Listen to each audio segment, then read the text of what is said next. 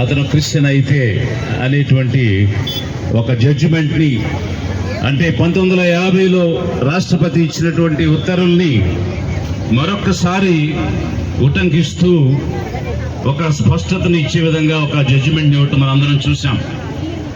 అయితే ఈ సందర్భంలో దేశవ్యాప్తంగా ఇంచుమించు 5వ వంతున్నటువంటి షెడ్యూల్ కాస్ట్ కమ్యూనిటీ, అదేవిధంగా ముస్లిం మైనారిటీలుగా కన్వర్ట్ అయినటువంటి షెడ్యూల్ కాస్ట్ కమ్యూనిటీ, అనేక మంది కొంతకాలం ముస్లిమ్స్గా ఆ తర్వాత క్రిస్టియన్స్గా కన్వర్ట్ అవటం మనందరికీ తెలుసు. వీరు ఇంచుమించు 450 మిలియన్లు, అంటే ఇంచుమించుగా 45 కోట్లు ఈ దేశంలో ఉన్నారు. అలాంటి వారికి ఒకవైపు రాజ్యాంగం ప్రాథమిక హక్కులను దేశంలో ఉన్న 146 కోట్ల మందికి సమానంగా ఇచ్చింది. ఆర్థిక రాజకీయ సమానత్వం, సాంఘిక సమానత్వం అందరికీ ఉండాలని చెప్పింది.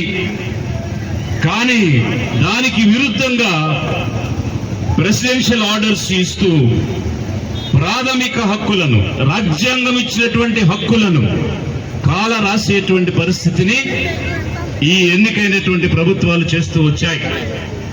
ప్రపంచవ్యాప్తంగా మనం చూసినప్పుడు రేషియలిజం అనేటువంటిది, రంగును బట్టి, మనిషిని బట్టి, పుట్టుకను బట్టి వివక్ష చూపించటం అనేది తగదు అని 1948లోనే ఐక్యరాజ్య సమితి, United Nations committee on elimination of all forms of racial discrimination అనేటువంటి